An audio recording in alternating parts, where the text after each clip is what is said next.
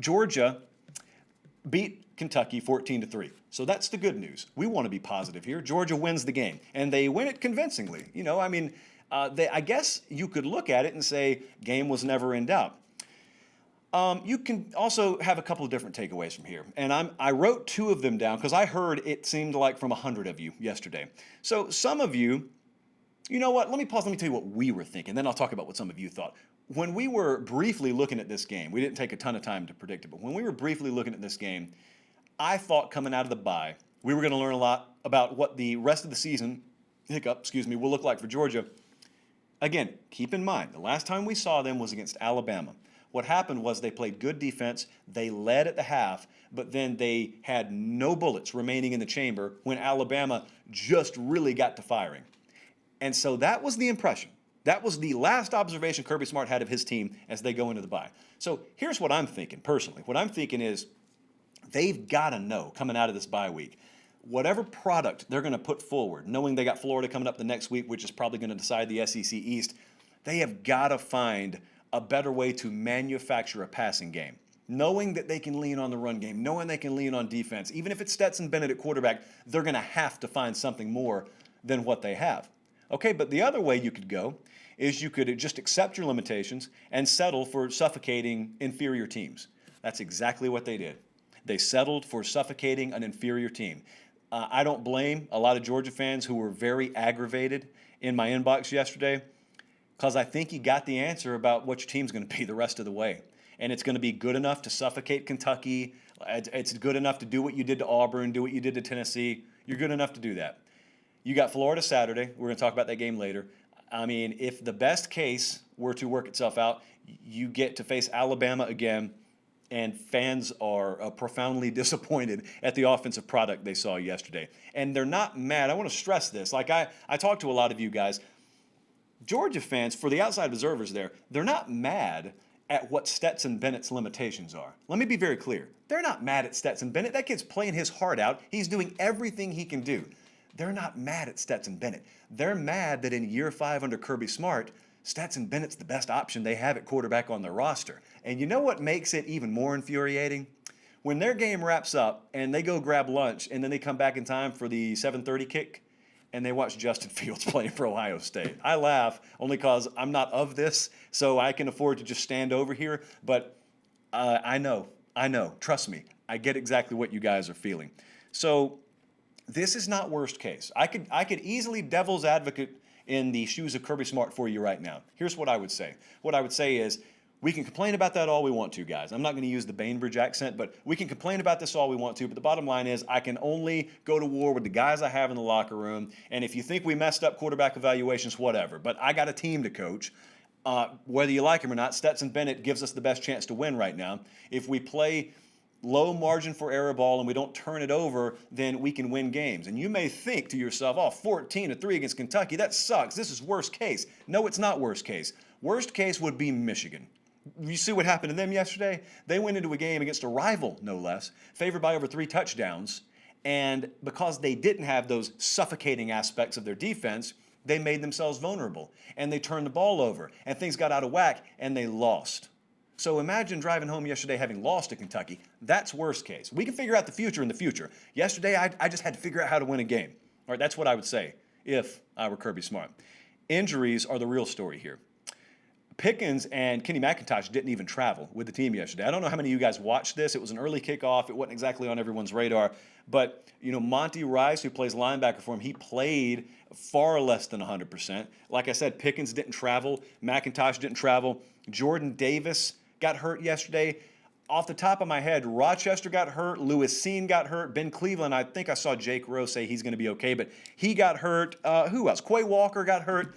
They've got the biggest game remaining on their schedule in 6 days. Georgia's as banged up, ironically coming out of a bye week. They're as banged up as they've been all year. We're going to talk about them more towards the end of the show. But there were other things that happened in the SEC yesterday. Alabama painted the walls with Mississippi State's blood, 41-0. Mississippi State, let me give you a little stat here. They scored 44 in week 1 against LSU. You remember that. Are you aware they've scored 30 points since then? So they scored more against LSU than they have the remainder of the season. Bo Pelini, feel free to add it to your resume, brother. Bo Pelini, by the way, I ran the numbers today, is currently making $44,000 a week to be the defensive coordinator at LSU.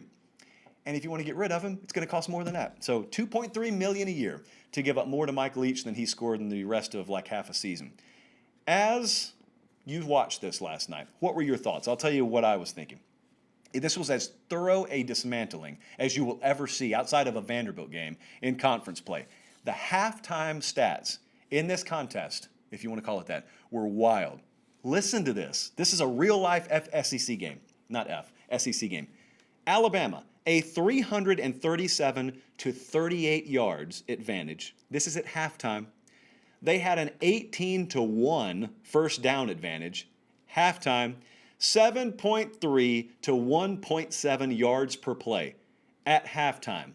Devontae Smith, I don't know what the state of Mississippi has done to him, but he has made a career playing the teams in Mississippi. He had more receiving yards than Mississippi State had total yards yesterday. It's pretty good. It's not bad at all. Alabama's defense, I don't know exactly how far out on this limb I want to go. I want to go out and say, hey, they've dramatically improved. We also know a couple of other things are in play. They've played very limited offenses. So they have improved mightily over the past 2 weeks on third down. They were 4 of 16. They held Tennessee to 4 of 16 third down conversions last week. They held State to 2 of 15 last night.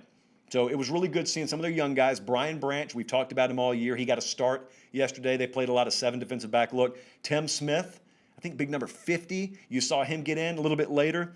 And I think more and more you'll see those reps from DJ Dale shift to Tim Smith. We've waited for him, had a little conditioning issue. They gotten that a little bit more under control. He got himself ripped a new one yesterday by Nick Saban late in the game. That's how you know he's probably going to play a little bit more. Will Anderson had a good game last night, Jamil Burrows. So keep an eye on those guys. As for Florida and Missouri, Florida won a game against Missouri yesterday pretty convincingly, 41-17. They took care of business, and I think a lot of credit has to be given to them because this could have been one of those spots. This is a spot where they haven't played in 3 weeks, I think it was. And they did come out of the gate a little bit rusty, but here's what stood out very quickly. What stood out very quickly is Florida's missing some guys defensively.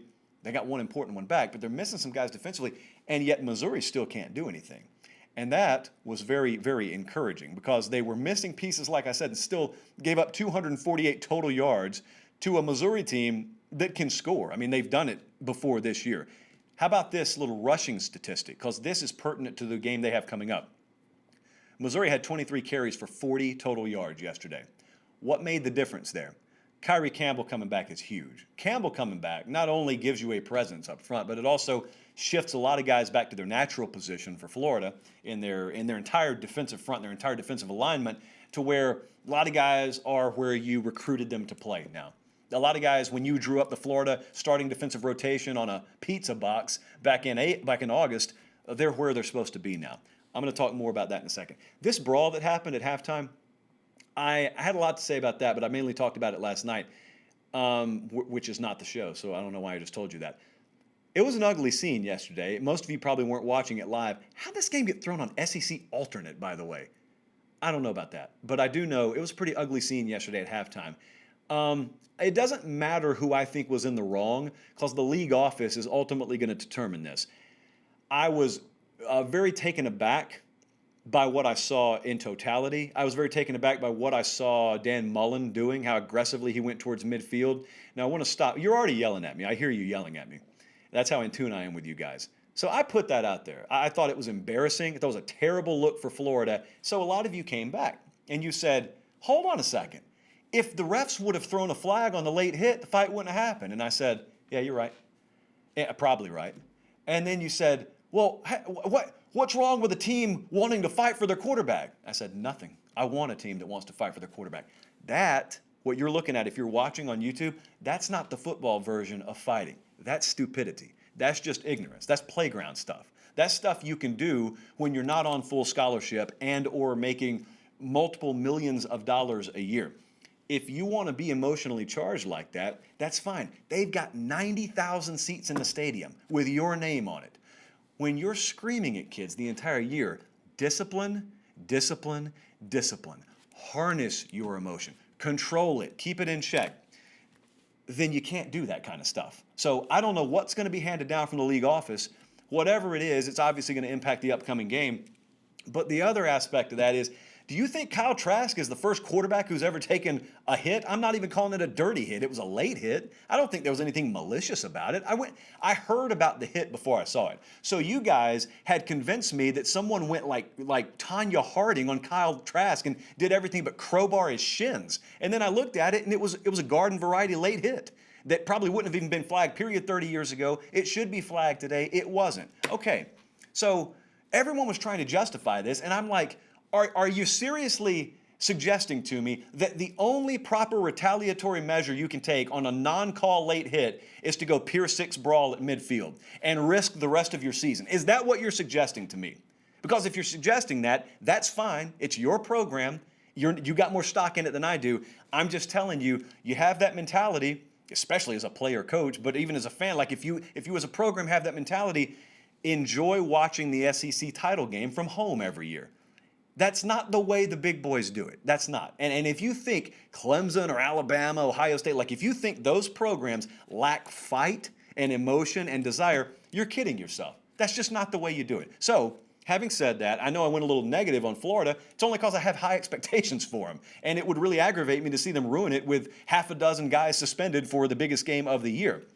Throw the flag and the fight doesn't happen. That could be true. For all I know, it could be true. The flag wasn't thrown. Okay? So get your stuff together anyway. Take care of it in the third and fourth quarter, which is where the credit has to come in. They had about as clean a second half in this game as you'll see all year. And you got to hat tip Dan Mullen for that, and you got to hat tip Drinkwitz for that, because that's and the officiating crew down there. Missed call, though there may have been in the first half, because that's not easy to keep control of. All right, let's move on here, because we got a lot more to talk about with them later in the show.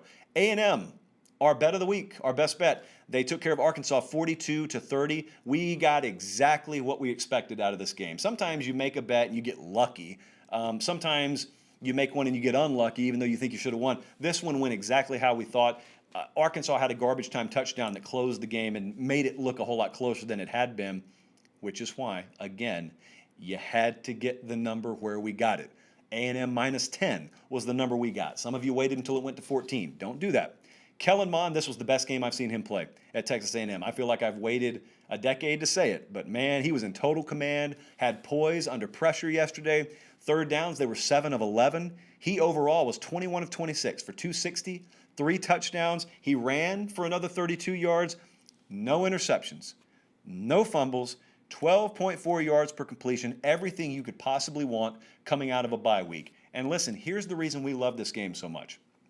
We told you, Arkansas is a great story. They're probably the best story in the SEC this year. It was nothing against Arkansas. They were being valued a little bit too high because they were riding a wave that was largely built on what we call bob plays, bounce of ball plays, and benefiting from turnovers, which is great. They just don't translate week to week. It doesn't happen. It doesn't matter what team you're talking about. You're not going to continue to benefit from turnover luck week to week. Over the course of a season, maybe you will. Not happening week to week. So yesterday, we got a straight-up game in terms of turnovers. No one had a turnover margin that was plus either way.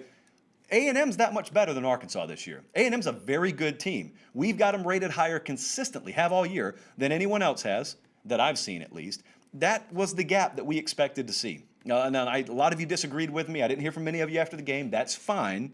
But that is the gap that exists this year between those teams, which is no knock, because A&M's a good team, and Arkansas has exceeded expectation. 2 areas for A&M that are surging. Offensive line gave up 1 sack in week 1 against Vanderbilt. They've given up none since then. Arkansas's offensive line is playing phenomenally right now, and Aniyah Smith, everyone talks about Spiller, and that's great. Aniyah Smith is a very important piece. Given what they've lost at receiver, he's a very important piece for this team. He had 3 runs for 31 yards yesterday and a touchdown, had 6 receptions for 67 and another touchdown. So those aren't numbers that just blow off the screen, but he's very important because you got Wiedemeyer and you got Spiller and you know those names. But that's the kind of guy, Aniyah Smith's the kind of guy that goes from making you, a nice little story to making you a little bit more of a serious contender for things down the road. So there's nothing to be upset about. There is a gap here. There was excellent value. I just explained to you why we took the game. But Felipe Franks had a good day himself yesterday. They play Tennessee Saturday. I was talking to Colin about it before the show. Listen, it's a good value play spot for Tennessee. I don't know that Arkansas doesn't have the quarterback advantage here, though. Franks was 23 of 31 yesterday for 239, 3 scores, no picks there. So for Arkansas, here's what you got to watch moving forward. Seasons are long. Even a 10-game season's long when they're all conference games. You got to be wary of the gas meter because it's going to run out. And I don't know that Arkansas has a full 10 games worth of gas in the tank. Like I said, freeze your opinion of Sam Pittman now. I don't care if they don't win another game the rest of the way. Give him the credit he deserves. Also be cognizant, there's only so much tread on the tires, only so much gas in the tank. They've got Tennessee coming up. There's no bye here. They've got Tennessee coming up at Florida, LSU, at Missouri, and Alabama. Those are the remaining games. So A&M's a very good team, and conversely, A&M's already gone through the meat of their schedule. They're going to South Carolina and Tennessee back-to-back. Then they got Ole Miss and LSU at home, and then they go to Auburn. Thing about them is they may be favored in every one of those games. Their margin for error is low. See, they played 0 turnover ball yesterday. As long as they do that, that's the kind of team they can be. When turnovers enter the equation, this is not the kind of team that can make up for them. So they got to be clean. If they can do it, then watch out for them.